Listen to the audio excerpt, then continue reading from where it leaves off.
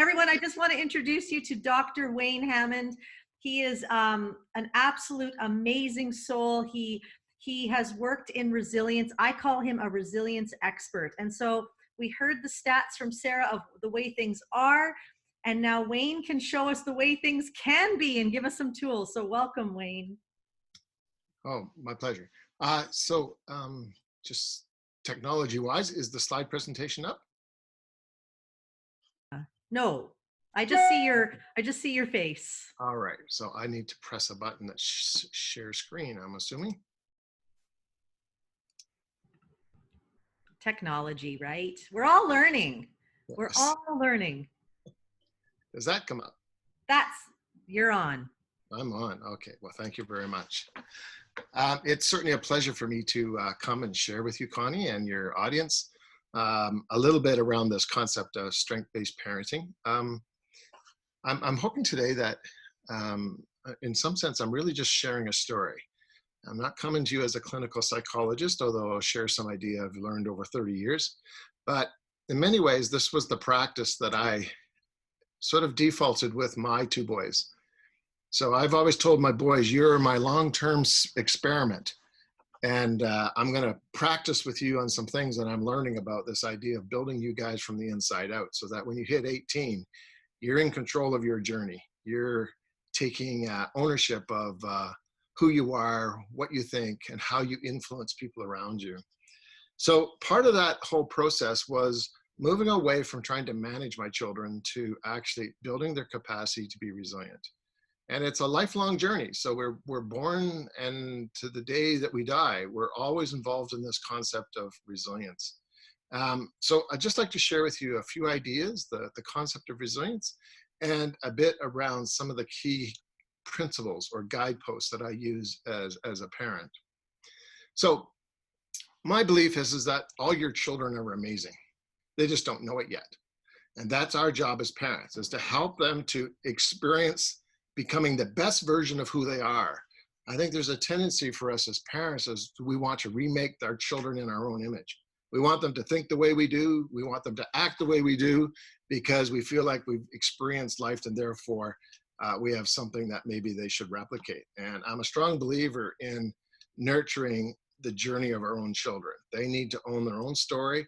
And we have this amazing privilege to come alongside for a period of time, but eventually they have to take that journey forward and evolve their own story. So it's a two-way street, remember. As we meet our children for the first time, we're awestruck by this amazing gift that we have, but on the other hand, they didn't choose us as parents either.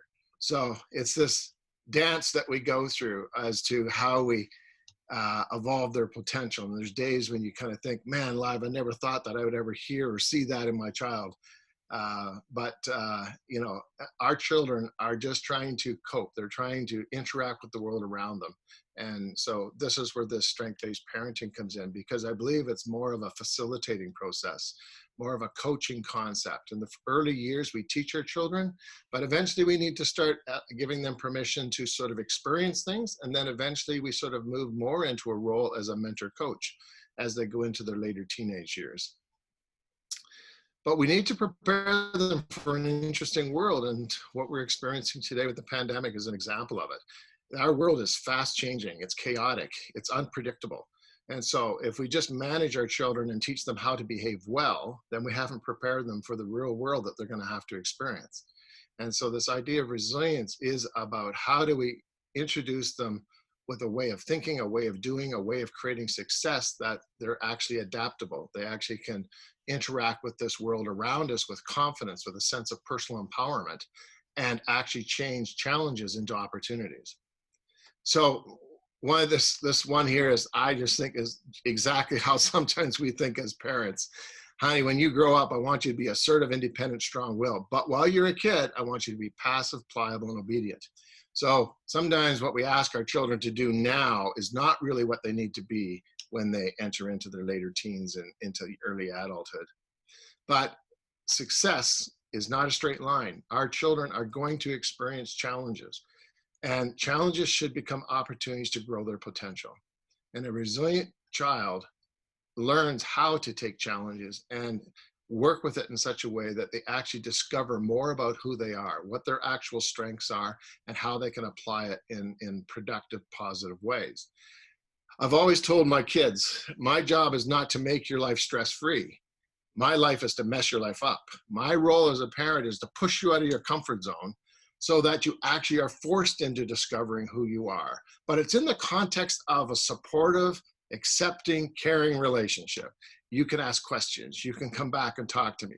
Because if you're not making mistakes, and every Friday night, I used to sit at supper and say, what did you learn this week? And my boys all knew that it wasn't about, well, I learned this in math. I was asking them, did you make mistakes this week? And did you learn from it? And did you actually discover something about yourself? And so that whole goal is that part of learning is giving your children permission to make mistakes. So I think our goal as parents is not to raise perfect children who have no worries, to safeguard them from every possible loss, heartache, and danger. Rather, our goal should be to raise strong children who can handle the bumps and bruises that the world's going to have for them. So I believe the goal is resilience, or to flourish, not invulnerability. So part of that process then is, what do kids really need to be as they're going to enter through their early childhood, into their middle childhood, into their teenage years? And I believe that these are the characteristics that we need to nurture in our children. We want them to become critical thinkers, entrepreneurish, problem solvers. These are qualities that actually the real world is looking for, and what our children need. And it's really fascinating how you're starting to see a shift, even in education, towards actually nurturing these qualities, because we know that our children are struggling. As you saw in the previous presentation, there's a lot of children that are feeling left behind, and they're moving into survival mode. So the definition of resilience for me is that ability to spring back and adapt to life's challenges. That's the more traditional model. But I also believe it's an active process, a self-writing. It's an internal sense that children are developing, a sense of, I know who I am, I know what my strengths are, and I know that my life can be positive, and I have a role in making those decisions. So they have a personal growth or an attitude of hope and optimism based on a growth mindset.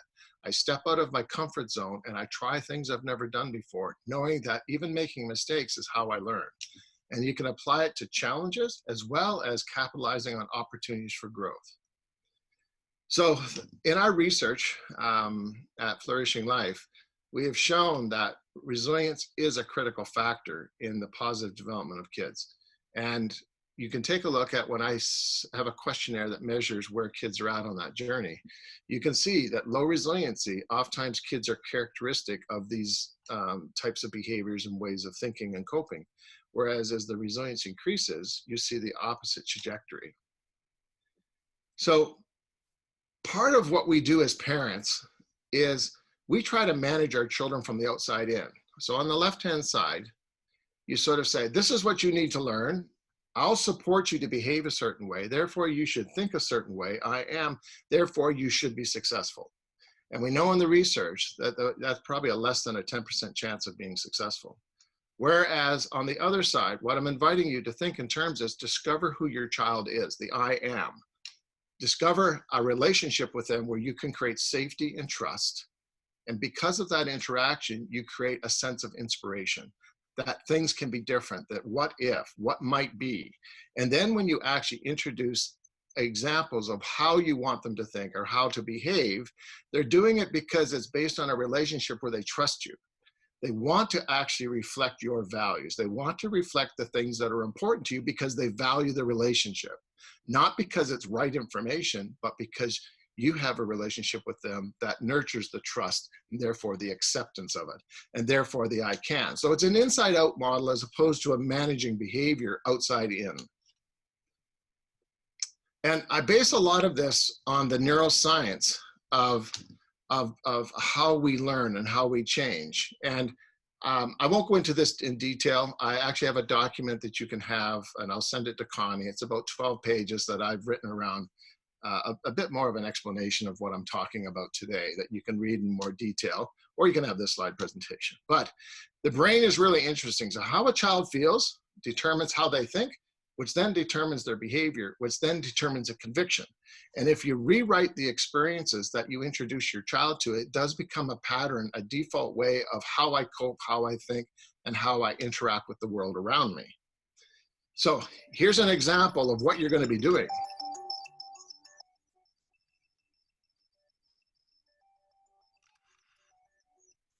That's an example of a neural pathway actually developing. And in my research at the clinics and different things, I've actually been able to develop that pattern on just giving a child a hug 3 times a day for a week.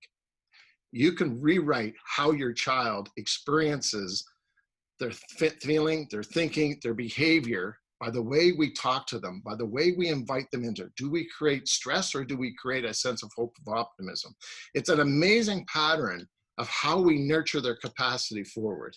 And you can rewrite these patterns no matter where a child's in on their trajectory.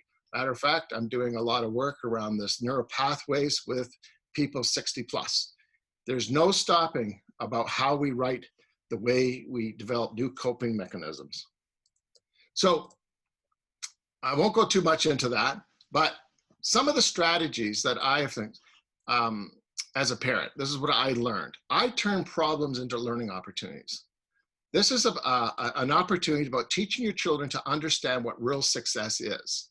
Not according to what society says, but what you as a family and your values are. So it's about coaching me, don't scold me.